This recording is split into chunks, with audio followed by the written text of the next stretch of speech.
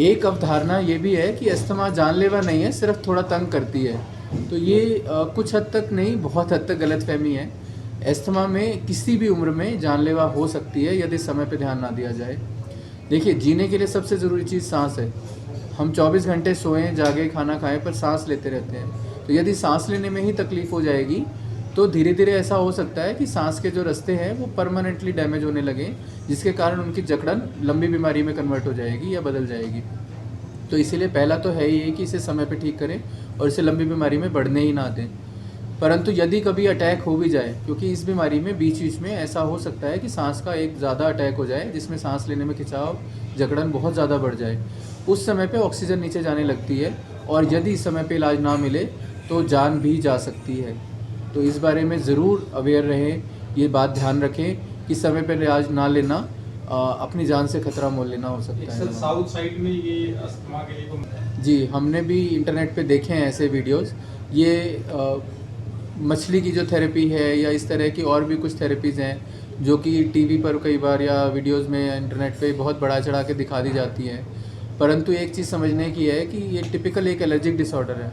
तो इस प्रकार की थेरेपीज़ का एलर्जिक डिसऑर्डर में कोई साइंटिफिक एविडेंस नहीं है।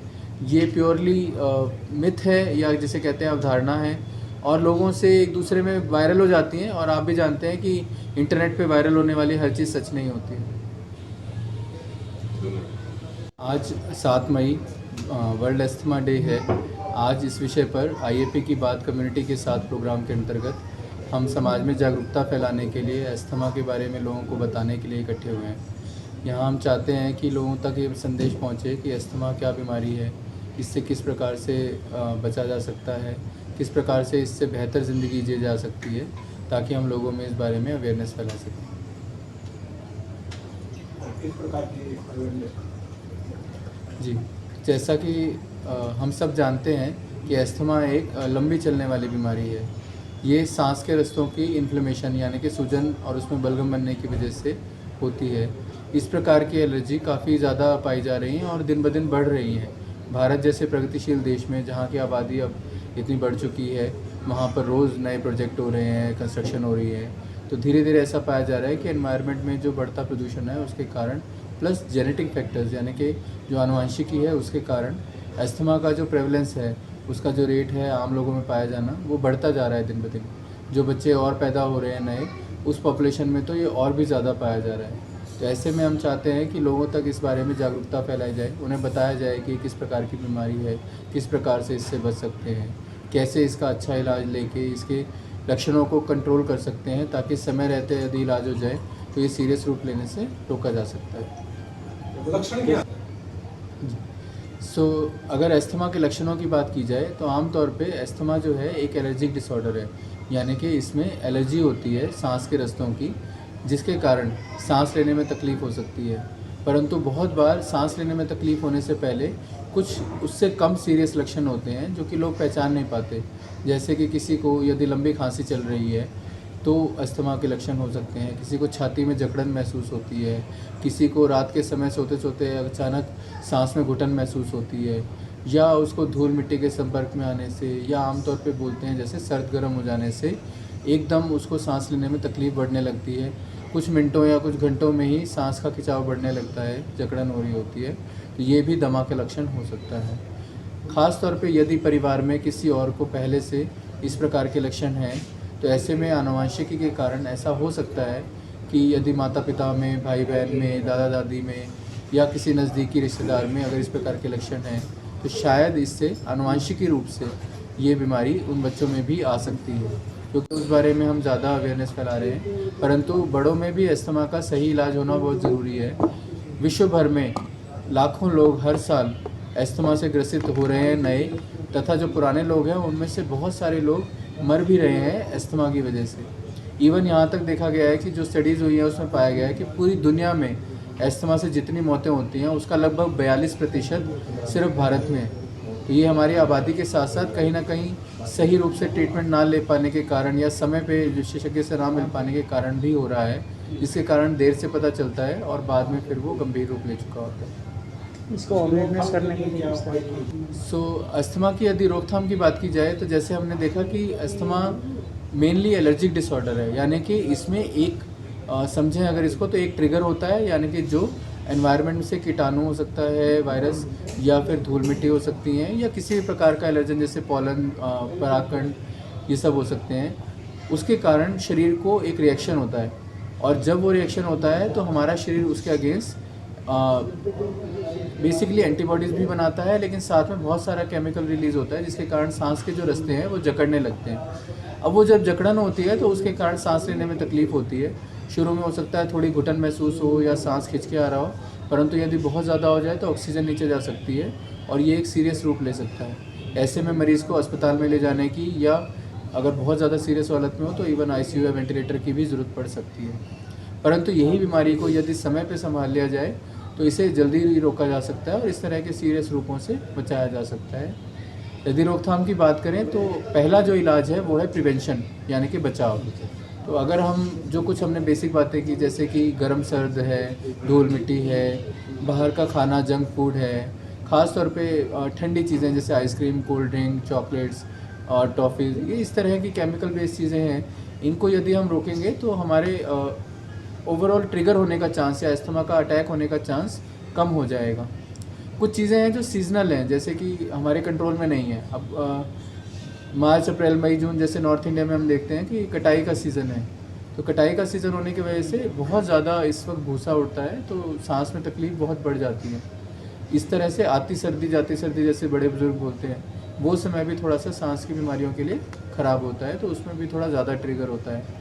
परंतु जहाँ तक हम देखते हैं कि कुछ चीज़ें ऐसी हैं जो हमारे कंट्रोल में नहीं है, जैसे कि मौसम का बदलना, कटाई, शायद हम नहीं रोक पाएंगे।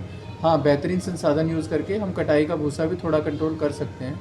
पराली जलाना है, पराली नहीं जलाएंगे तो उससे थोड़ा सा धुआं कंट्रोल होगा, तो सांस की बीमारियाँ कम होंगी। तो इस प्रकार के ये वो ट्रिगर है जिनको हम बचा सकते हैं। तो उनसे शायद हम नहीं लड़ पाएंगे, परंतु जिनसे बच सकते हैं एटलीस्ट उनसे बचना चाहिए। साथ ही खाने पीने का जो देखभाल है थोड़ा, और केमिकल बेस्ड चीज़ें हैं, उनसे ज़रूर बचना चाहिए थोड़ा सा, अगर हो सके। जी, बहुत ही वाजिब सवाल है। बहुत सारे लोगों को ऐसा ही लगता है कि ये सर्दी में ज़्यादा होता होगा, क्योंकि उस वक्त स्मोक भी होता है, ठंड भी होती है, तो उस कारण से भी वायरल एक्टिविटी थोड़ी ज़्यादा लगती है। परंतु एस्थमा एक एलर्जिक डिसऑर्डर है, और एलर्जी में ज़रूरी नहीं है कि किसी प्रकार के सिर्फ इन्फेक्शन की वजह से ही हो। एस्थमा में बिना इन्फेक्शन के भी और कारण हैं जिनको हम ट्रिगर बोलते हैं, जैसे गर्म सर्द वाला। तो गर्मी में बाहर से आए बच्चे आते ही फ्रिज का पानी पी लिया, एसी के आगे बैठ गए या कूलर के आगे बैठ गए, तो वो भी ट्रिगर कर सकता है। अगर हमने कोई स्ट्रॉन्ग स्मेल यूज़ की, जैसे परफ्यूम है, डिओड्रेंट्स हैं, टैल्कम पाउडर्स हैं, उनसे भी हो सकता है। फिर घर में खाना बन रहा है, उसका धुआं अगर आ रहा है, तो जिनको पहले से एलर्जी है उनको भी हो सकता है। ये बात ध्यान रखने की है कि हम ये नहीं कह रहे हैं कि धुआं आने से एस्थमा हो गया है। एस्थमा के लिए एलर्जी का गुण शरीर में था, वो माँ बाप से आनुवंशिक आ सकता है या बाद में भी हो सकता है, लेकिन जो ट्रिगर होता है वो उसे छेड़ देता है, जिसके कारण फिर वो लक्षण आने लगते हैं। तो हो सकता है कि उसमें अस्थमा के गुण हो, परंतु यदि वो ऐसी जगह पे रहता है जहाँ पे एनवायरनमेंट बहुत साफ़ सुथरा है, वहाँ पे इस प्रकार के ट्रिगर नहीं है, तो उस बच्चे को सालों साल हो सकता है कोई तकलीफ़ ना हो। लेकिन यदि वह किसी ऐसे एरिया में जाता है, जैसे कि अभी रिसेंटली कोई बच्चा है जो पहले बेंगलोर में रह रहा था, पर अभी वो किसी कारण से भिवानी में आ गया और उसका कटाई का सीज़न चल रहा है या नॉर्थ इंडिया में, तो अब वो एक्सपोज हो गया। तो जब तक वो वहाँ रह रहा था उसे कोई लक्षण नहीं थे, अभी जैसे ही वो यहाँ पे आया तो कटाई का सीज़न होने की वजह से वो एक्सपोज हो गया, जिसके कारण कि उसको दमा के लक्षण आने लग गए और उसे फिर हॉस्पिटल में जाना पड़ा। तो ये चीज़ समझने की है कि यहाँ पे ट्रिगर बहुत ज़रूरी फैक्टर है एक। अगर एलर्जी है किसी चीज़ से और ट्रिगर नहीं है तो भी कई बार वो लक्षण नहीं आते हैं। जी, तो यदि आंकड़ों की बात करें तो एक एस्टिमेट्स हैं, वो एस्टिमेट पुराने समय में कम के थे, अब धीरे धीरे जो नए एस्टिमेट्स आ रहे हैं वो और बढ़ते जा रहे हैं। तो एक समय में कहा गया था आज से लगभग 20 साल पहले कि लगभग 2 से 3% जो लोग हैं वो एलर्जी अस्थमा के रोग से ग्रसित हैं टोटल, जबकि अभी वो नंबर बढ़ के अलग अलग स्टडीज़ में 3 से लेके और 9-10% तक भी जा रहा है। तो ये देखा जा रहा है कि डिपेंडिंग अपॉन एरिया, उम्र और किस प्रकार के वहाँ पे पोल्यूशन है, उस हिसाब से अस्थमा का जो प्रेवलेंस जिसको बोलते हैं, पाया जाना, वो दिन ब दिन बढ़ रहा है और लगभग 3 से लेके और 8-9% तक जा रहा है। तो ये बड़ा ही गंभीर मुद्दा है, और जिन एरियाज़ में पोल्यूशन ज़्यादा है वहाँ पे किसी भी कारण से कंस्ट्रक्शन वर्क हो रहा है या धूल मिट्टी है या कटाई का सीज़न है जैसे अभी, या पराली जलाए ये बढ़ ही रहा है दिन ब दिन। बच्चों में ख़ास तौर पे एक इम्पॉर्टेंट पॉइंट था कि बड़ों में हैं जो मिडिल एज ग्रुप है उसमें थोड़ा कम पाया जाता है। जो हमारे टीनेजर्स हैं जैसे 14, 15, 16 साल के बच्चे हैं उनमें भी थोड़ा कम पाया जाता है, परंतु जो यंग बच्चे हैं जैसे कि 5 साल से छोटे या 7-8 साल तक के, उनके अंदर ये रेट बहुत ज़्यादा है एज़ कम्पेयर टू। अगर बड़े बच्चों की बात करें 15-16 साल के, ऑलमोस्ट डबल है उनसे, क्योंकि उनके सांस के रास्ते छोटे होते हैं तो उसके कारण उसमें एलर्जी के, जकड़न के जो लक्षण हैं वो बहुत ज़्यादा पाए जाते हैं। तो आपकी तरफ से कोई फ्री कैंप या कोई ऐसी जी। दी गई है भी? जी, या बिल्कुल। ज़्यादा है?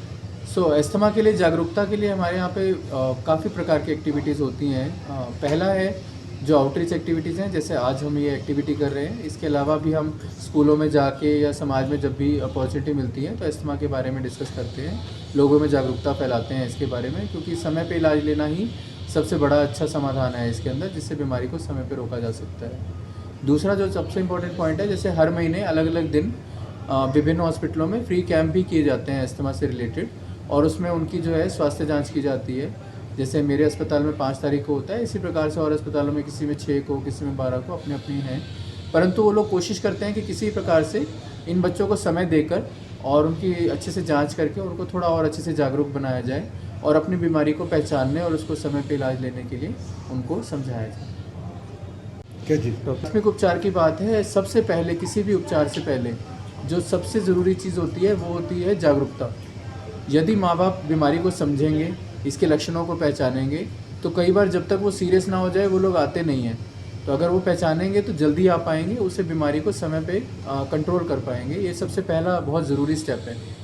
इसमें लक्षण जैसे हमने पहले बताए वो ध्यान रखेंगे, और यदि लक्षण आने लगते हैं तो समय पे इलाज शुरू कर सकते हैं। इलाज जो है इसमें 2-3 तरह से होता है, उसके बारे में हम थोड़ा बात कर सकते हैं। जैसे कि पहला इलाज है जो आमतौर पे लोगों को समझ में आता है कि अगर अस्थमा के लक्षण है तो गोली खा ली या कोई सिरप ले लिया, तो वो बिल्कुल ही प्रारंभिक इलाज है। अगर आपके पास अभी कोई डॉक्टर अवेलेबल नहीं है या उन्होंने कोई प्रिस्क्रिप्शन पहले से आपको दिया हुआ है तो इमीडिएटली आप वो गोली या सिरप लेके एक बार के लिए काम चला सकते हैं। परंतु अस्थमा जो है वो सांस से जुड़ी हुई बीमारी है, स्पेशली एयरवेज बोलते हैं, यानी कि जो सांस के रास्ते हैं, पाइप्स हैं, उनसे जुड़ी हुई एलर्जी है। ऐसे में यदि दवाई को डायरेक्टली सांस तक पहुंचाया जा सके तो उसका जो लाभ होगा वो ज़्यादा होगा, जल्दी होगा, तथा उसमें जो साइड इफ़ेक्ट बोलते हैं वो बहुत ही कम होंगे, या बिल्कुल कह सकते हैं ना बराबर होंगे। तो ऐसे में जो हमारी डायरेक्ट थेरेपी है, यानी कि हम 1-2 बताएंगे, तो वो हम अगर इस्तेमाल करते हैं तो हमें ज़्यादा अच्छा, ज़्यादा कंसिस्टेंट, यानी कि एक समान और लंबा चलने वाला इसमें इफ़ेक्ट मिलता है, जिसके कारण बीमारी को अच्छे से कंट्रोल किया जा सकता है। तो इसमें अगर थेरेपी की बात करें, डायरेक्ट थेरेपी की, तो इसमें 2 प्रकार की थेरेपी है। पहली है इन्हेलर की फॉर्म में और दूसरी है नेबुलाइज़र, जो कॉमनली हम लोग समझते हैं। इन्हेलर या आमतौर पे पंप या हुक्का बोलते हैं गांव में कई बार लोग, जो दवाई का हुक्का। तो वो जो इन्हेलर मेडिसिन होती है उसमें एक ड्रग होता है, दवाई होती है, जो कि सांस को आसान बनाती है, और वो सांस के रास्ते हम उसको अंदर खींचते हैं दवाई को, जिससे कि वो डायरेक्टली सांस के रास्तों में जा सकती है। दूसरी एक जो थेरेपी होती है वो होती है नेबुलाइज़र। नेबुलाइज़र के अंदर एक मशीन यूज़ की जाती है जो कि हवा को बहुत प्रेशर से छोड़ती है, और उसमें से एक पाइप के थ्रू वो चैम्बर में जाती है, और उसमें दवाई रखी होती है, उसमें से फिर वो भाप के कण बना के उसको मास्क के थ्रू हम लेते हैं, जिससे कि वो सांस में चली जाती है। अब यदि कोई आदमी कम सीरियस है या उसे लक्षण अभी कम है, तो वो बड़े आराम से इन्हेलर थेरेपी के द्वारा भी दवाई ले सकता है। उसमें अगर आगे एक स्पेसर लगा दिया जाए, एक डब्बे जैसी डिवाइस होती है, जिससे दवाई की डिलीवरी अच्छी हो जाती है और ज़्यादा दवाई सांस के रस्तों तक पहुंच सकती है बजाय वेस्ट होने के।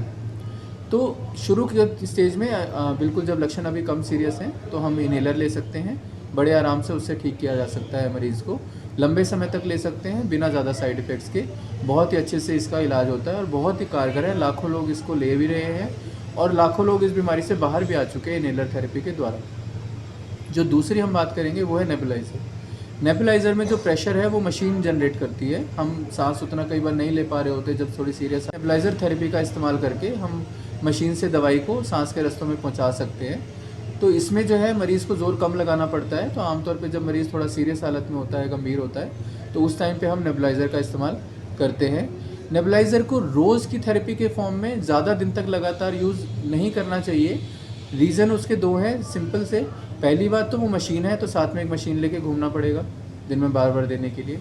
दूसरा, जब अगर आप खुद सांस खींच सकते हैं तो आमतौर पे इन्हेलर जो है उसमें ज़्यादा इफ़ेक्टिव तरीका है, खर्चा भी कम है, मशीन की भी ज़रूरत नहीं पड़ती और इजीली ले सकता है कोई भी थोड़ा सा टेक्निक सिखाने के बाद। तो इसीलिए फर्स्ट जो अगर हम देखें दवाई में तो सबसे ऊपर आएगी इन्हेलर थेरेपी, जो कि सबसे आसान है, सबसे कम साइड इफ़ेक्ट्स है और उसके लिए कोई ज़्यादा डिवाइस या मशीनरी की ज़रूरत नहीं पड़ती है। दूसरे नंबर पे नेबुलाइज़र आएगा और आखिरी में दवाइयाँ, सिरप, इंजेक्शंस आएंगे। हाँ, ज़रूरत पड़ने पे अगर मरीज़ सीरियस हो तो इंजेक्शन दवाइयाँ भी यूज़ की जाती हैं, परंतु उनको थोड़ा सा कोशिश करते हैं कि पीछे रखें यदि लंबे इलाज की ज़रूरत है। हाँ, 2, 4, 5 दिन के लिए ये दवाई यूज़ की जा सकती है डॉक्टर की सलाह से, परंतु किसी को अगर 6 महीने, साल, 2 साल के लिए लेना है तो हमारी सलाह रहती है कि नेबुलाइज़र या इन्हेलर ही यूज़ करें। उसमें लंबे इलाज की तरफ अगर जाना है तो दवाई, सिरप, इंजेक्शंस रोज़-रोज़ लेने से बचें।